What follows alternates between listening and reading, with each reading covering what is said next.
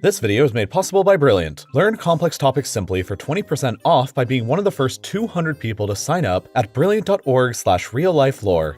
Simple math mistakes have caused massive engineering catastrophes in the past, and they probably will again, because humans are fantastic at making mistakes. In 1983, a simple conversion error led to an airplane with 69 passengers on board to run out of fuel while 30,000 feet high in the sky. In 2004, a NASA probe returning back to Earth from space crashed into the deserts of Utah without ever deploying its parachute because a team of engineers installed a pair of parts backwards. Simple mathematical mistakes sometimes have catastrophic consequences. And in this video, we're going to be talking about one of the worst instances, and it happened nearly 400 years ago in Sweden. Back then, Sweden was a lot different than the Sweden we know and love today. 17th century Sweden was a European great power, practically dominated the entire Baltic Sea, and was one of the most militaristic empires that the world has ever seen. In the 1620s, the Swedish Empire was actively fighting two wars simultaneously against the Polish-Lithuanian Commonwealth in Poland, naturally, and against the Imperial Catholic forces of the Holy Roman Empire in Germany. And Sweden's naval situation looked pretty grim. The Poles were defeating the Swedish Navy in nearly every battle in the Baltic, and worse, the Catholic forces from the Empire had invaded Denmark and were poised to take control of the Danish Straits, potentially blocking and confining the Swedish Navy into the Baltic Sea. Sweden clearly needed a powerful navy with big ships to secure her interests. And so, in 1626, they came up with an idea. In 1626, the Swedish king, Gustavus Adolphus, was leading the Swedish army in Poland. Sweden was winning the battle on land, but, like I mentioned previously, they were losing pretty badly on the seas. Up until this point, the Swedish Navy was utilizing pretty small warships with only a single gun deck that were more prioritized for ramming and boarding enemy ships than blowing them up with cannons. Gustavus Adolphus decided that he wanted to dramatically upgrade the Navy in order to meet the challenges of the time, so he ordered the construction of 5 brand new, larger warships that would be the first in the Swedish Navy to contain 2 gun decks. And the first of these to be constructed, the Vasa, was intended to severely overcompensate for the Swedish Navy's embarrassing string of defeats, because it was going to be built to be the most powerful warship anywhere in the world, so that nothing else could come close to challenging it.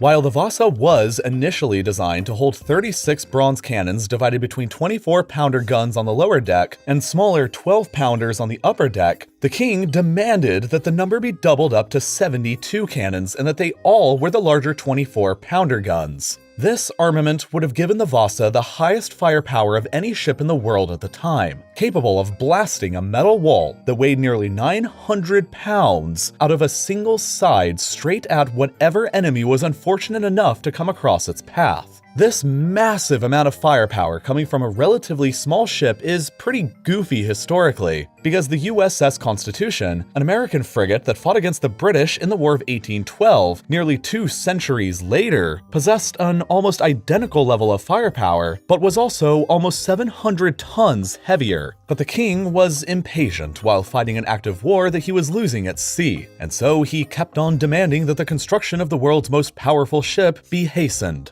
So, rather than building a brand new ship from scratch that could actually safely fit 72 heavy 24-pounder cannons aboard, they had to cut some corners and decided to cram all 72 of them in a ship that was only designed for half of that amount instead. These cannons were also all made out of bronze, which is more dense than iron, and it was also beautifully decorated by roughly 500 sculptures depicting the king's family and figures from Roman mythology and Swedish history, and some of which were huge and over 10 feet tall. The Swedish Empire was effectively building the early 17th century's version of the Death Star, and just like the Death Star, it came complete with one really stupid flaw. In this case, it was just a simple matter of physics though, rather than an obvious exhaust port. But it also took way less enemies to destroy it. The upper gun deck of the Vasa was initially supposed to house just 18 12-pounder cannons, But due to the king's commands, that number was increased to 36 of the larger 24-pounder cannons without significantly changing the design structure of the ship itself. Throw in a bunch of heavy wooden sculptures to the upper gun deck as well, and the Vasa was all set to become dangerously unstable, with a rollover risk of an 800 horsepower Jeep Wrangler. To further complicate things, the shipbuilder that the Swedes had hired to build the thing was some Dutch guy named Henrik, who had a pretty shoddy resume, because there's absolutely zero historical evidence that he had ever actually built a ship with 2 or more gun decks ever before in his life. So he only sorta knew what he was doing. Modern archaeologists have also found evidence that separate teams involved in the construction of the ship were using different systems of measurement. A classic mistake. One team working on one side of the ship was using the Swedish foot in 12 inches, while another team working on the other side of the ship was using the Amsterdam foot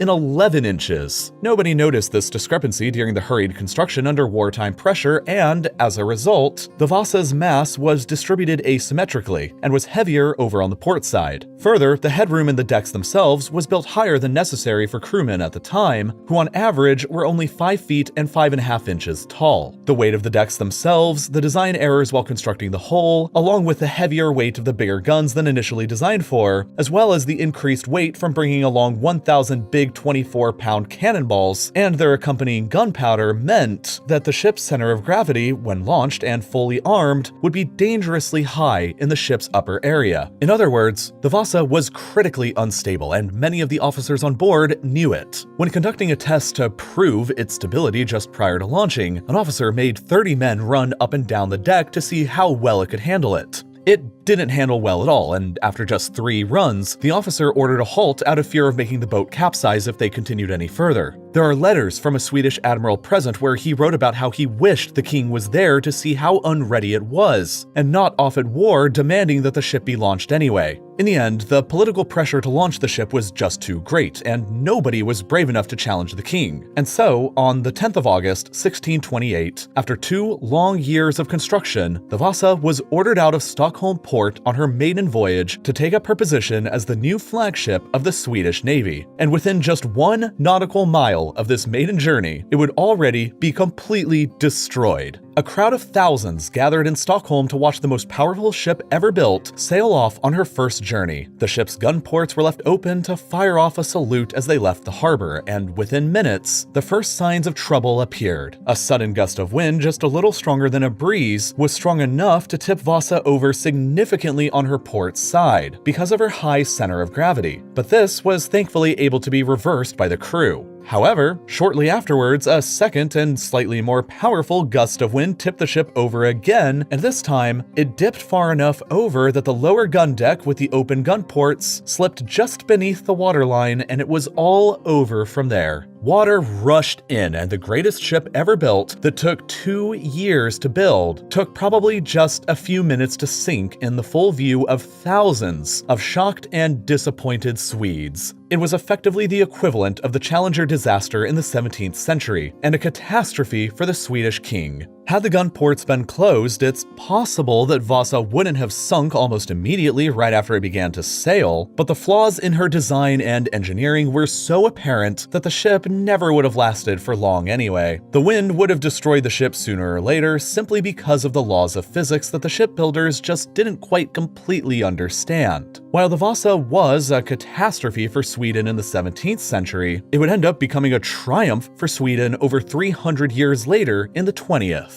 In the 1960s, technology had finally progressed far enough to where the Swedish government could pull the Vasa out from beneath the depths, where it was 95% still intact even after all that time. And rather than pressing the ship back into the service of the Swedish Navy of the 1960s, they decided that it would probably end up being more useful in a museum. And so they drug it here to the Vasa Museum in Stockholm, where you can go today and gawk at the aftermath of one of the greatest engineering disasters of all time. When dealing with complicated problems like constructing a ship, it's easier than you think to make mistakes. Kings, engineers, governments, myself, and everyone else are all prone to making easy errors that can create problems both big and small. Luckily though, you and I both have a resource today that the shipbuilders and engineers of the 17th century didn't: the internet. It's easy to look up things you're curious about on places like Wikipedia, but honestly, when I was researching this video, I visited the Wikipedia page on center of mass, and the equations there may as well have been written in a foreign language. I hated math growing up in high school, and I've always struggled learning about it when I have to just read about it on a piece of paper or on a screen without anyone there to help guide me through the steps. And I'm certain that I'm not alone there. But thankfully, there is a perfect alternative to learning about math and science for people like you or me who might normally be struggling. It's called Brilliant, and their simple introductory classes on science essentials and physics of the everyday helped me out tremendously with understanding how the Vasa came to sink 400 years ago, while also teaching me even more than I learned about while in college. There are tons of courses that you can take on Brilliant, ranging from beginner difficulty ones like these up to more complex subjects like statistics, calculus, computer science, and more. Now, an online course teaching you more than a college course in something pretty complex might seem pretty scary, but the main reason why Brilliant is so great is because they take these huge, scary subjects and break them down into little easy chunks which they teach by explaining you the fundamentals.